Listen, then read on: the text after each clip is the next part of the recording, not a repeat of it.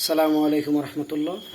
আমার কিছু আপন মানুষ এবং আমার প্রতিবেশী এবং অনেক আমার আত্মীয় স্বজন, আমাদের অ্যাক্টিভিস্ট কিছু ভাইয়েরা বারবার প্রশ্ন করতেছে কি হবে ভাইয়া, বাবরি চুল কতটুকু রাখবো, কিভাবে রাখবো। তারপরে অনেকজনে বলতেছে আপনাকে ভান্ডারির মতো লাগতেছে, তাহিরির মতো লাগতেছে, এরকম কিছু বিষয় মানে বাবরির চুল প্রসঙ্গে আর কি।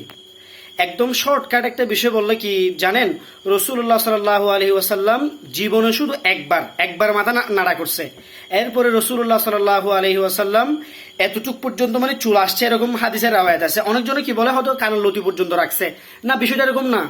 এটা রসুল্লাহ সাল্লাহ সাল্লাম কবেলান নবুয়া বাদান নবুয়া, নবুয়তার আগে এবং পরে দুটো সময়ই চুল উনি লম্বা রাখছে। এমনকি ইতিহাসের দ্বারা এটা প্রমাণ আছে কি, রসুল্লাহ সাল্লাম যখন ফতে মক্কার সময় মক্কা যখন বিজয় হয় তখন রসুল্লাহ সাল্লাহ সাল্লাম চুল যেগুলো আছে বিনি বাঁধা হয়েছে, চারটা করে বিনি বাঁধছে। সুতরাং এটা নিয়ে যদি কেউ আমাদেরকে পছন্দ করেন বা না করেন, সুন্নত শরিয়া এটা আমরা মানবো। চাকরি থাকুক না থাকুক এটা আমরা মানবো ইনশাল্লাহ। কেউ পছন্দ করুক না করুক এটা আমরা মানবো, যেটা কারণ এটা সুন্নাহ, রাসূল সাল্লাল্লাহু আলাইহি ওয়াসাল্লামের সুন্নাহ। এটা রাসূল সাল্লাল্লাহু আলাইহি ওয়াসাল্লাম ব্যক্তিগতভাবে করতেন এটাই। আর বিশেষ করে কমেন্টে আমি কিছু দিয়ে দিব আপনাদেরকে, কিছু রেফারেন্স, হাদিসের রেফারেন্স আমি দিয়ে দিব ইনশাল্লাহ। আসসালামু আলাইকুম রহমতুল্লাহ।